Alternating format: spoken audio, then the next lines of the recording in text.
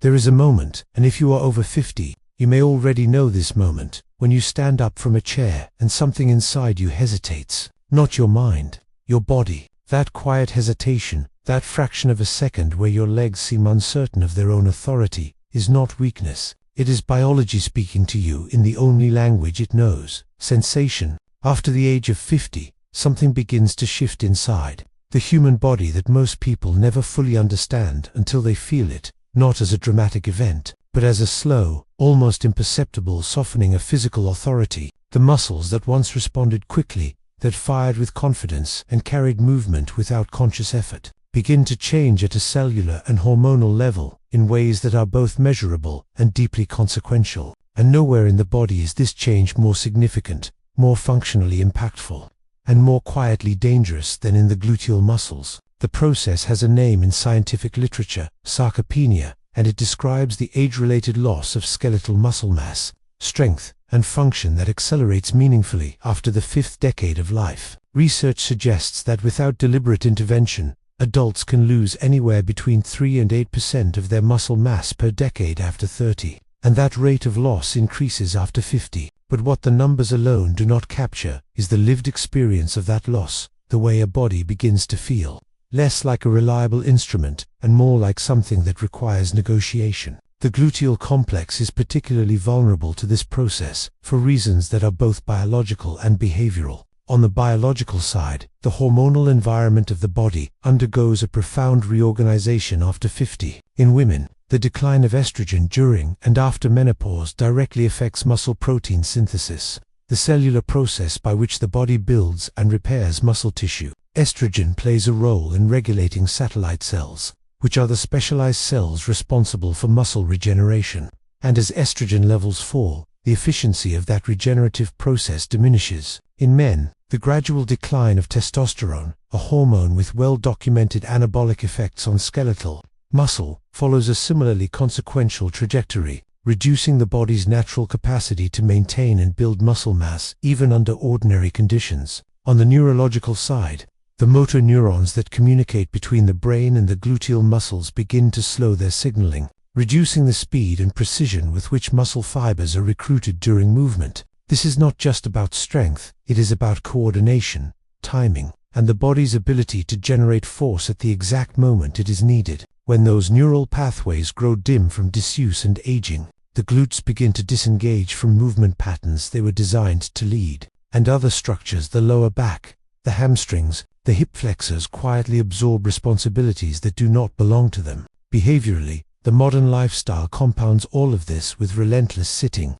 Hours spent in chairs, in cars, in front of screens place the gluteal muscles in a chronically shortened and disengaged position, further suppressing the neural drive to those tissues and accelerating the very atrophy that aging has already set in motion. The body, in its extraordinary efficiency, stops investing resources in muscles it is not being asked to use, and the glutes, already under hormonal and neurological pressure, receive less and less of the biological attention they need to remain strong, responsive, and functionally present in the movements that define independent human life.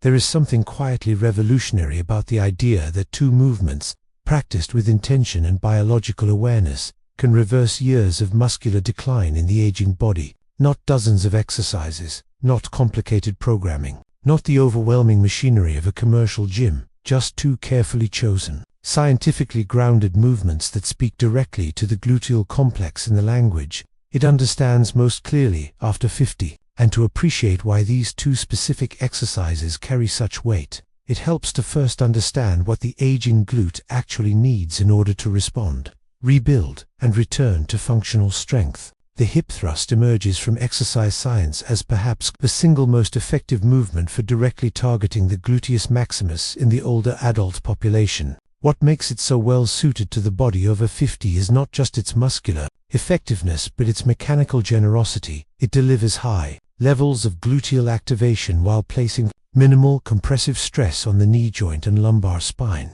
For a body that may carry decades of joint wear, old injuries, or simply the accumulated stiffness of a life fully lived, this balance between muscular demand and skeletal safety is not a minor detail. It is the entire reason the movement belongs at the center of any serious gluteal training protocol for aging adults. When the hips drive upward from the bottom of a hip thrust and the gluteus maximus contracts at the peak of the movement, the muscle is being asked to work in its shortened position under load, a powerful stimulus for the kind of fast-twitch muscle fiber recruitment that tends to decline most dramatically with age. Fast-twitch, which are responsible for power, speed, and the rapid force generation needed to catch yourself from a fall or rise efficiently from a seated position, are disproportionately lost during sarcopenia. The hip thrust, when performed with sufficient resistance and deliberate muscular engagement, sends a direct signal to those fibers that they are still needed, still relevant, still worth maintaining, and the body,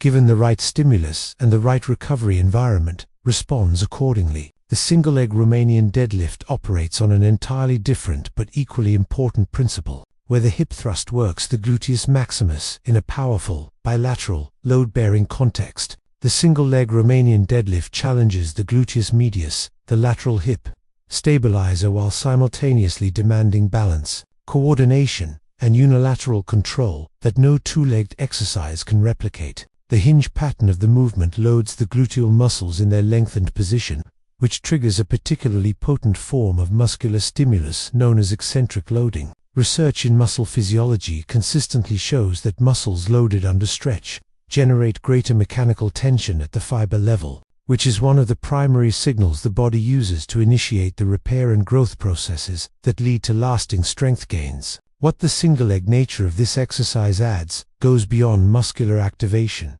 It introduces the nervous system to a challenge that mirrors real life with remarkable precision. Walking, climbing stairs, stepping off a curb, recovering from a stumble. All of these are single-leg events, moments when the entire weight and momentum of the body passes through one hip at a time. By training in that exact context, the single-leg Romanian deadlift does not just build strength in isolation, it builds the functional, transferable, neurologically integrated strength that the aging body most urgently needs to navigate the world with confidence and without fear of falling. And in doing so, it quietly restores something that no number on a scale or reflection in a mirror could ever fully measure.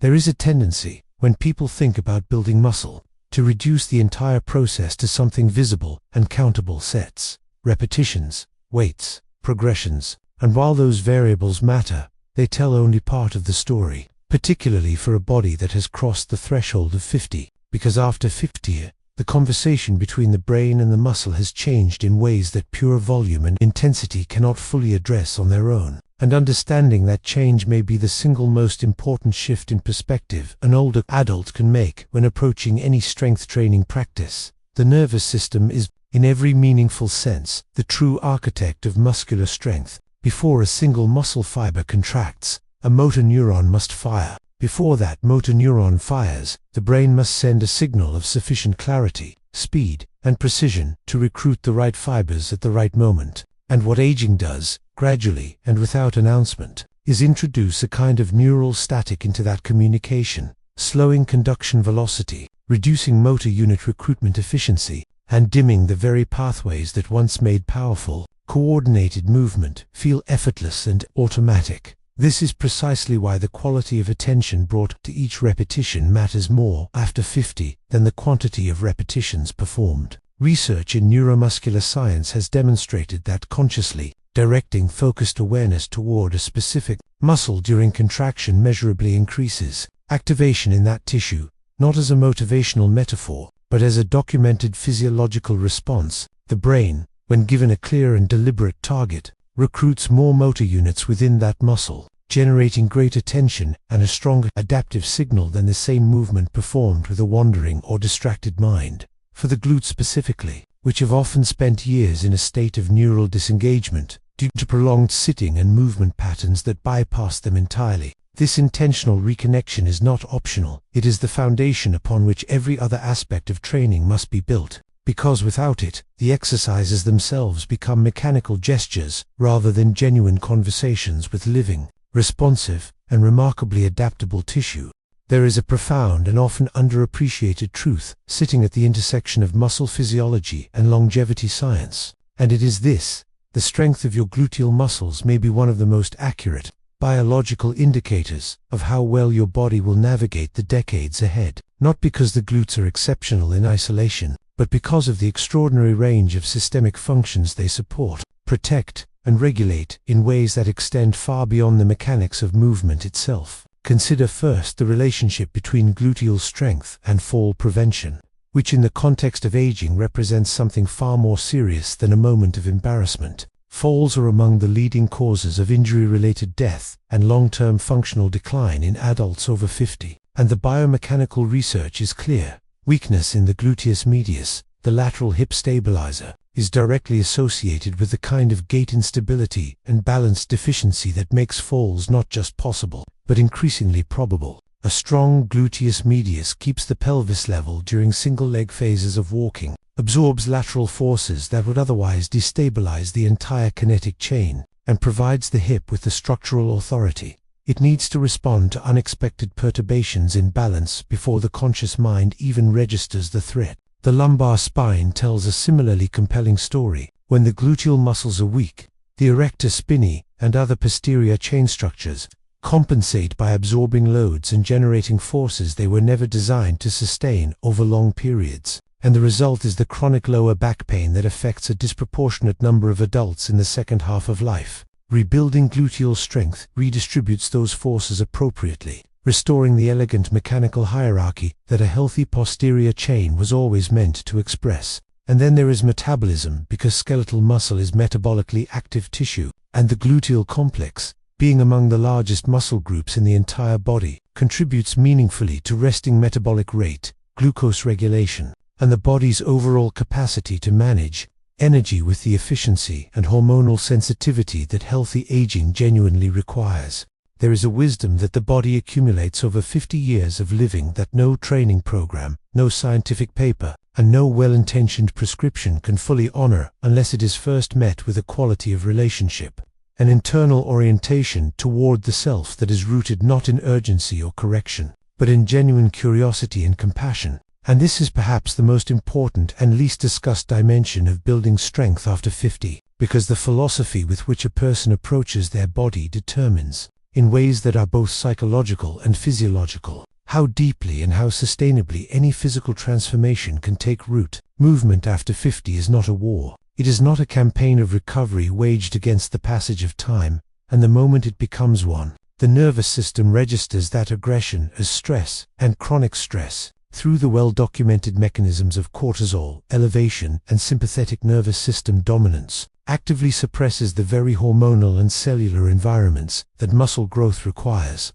The body cannot simultaneously feel threatened and rebuild. It cannot be flooded with the biochemistry of fight or flight and simultaneously invest its resources in the slow, patient, metabolically expensive process of tissue repair and adaptation. This means that patience is not a soft virtue in the context of training after 50. It is a hard biological requirement. The connective tissues surrounding the hip and gluteal complex adapt more slowly than the muscles they support, and pushing beyond what the body is currently prepared to absorb does not accelerate progress. It interrupts it. Listening to the body's signals, distinguishing between the productive discomfort of genuine muscular effort and the warning language of tissue under inappropriate stress, is a skill that develops only through consistent, attentive, and respectful engagement with movement over time. Consistency, approached with this quality of biological self, becomes something far more powerful than motivation ever could. It becomes a practice of trust between the mind and the body,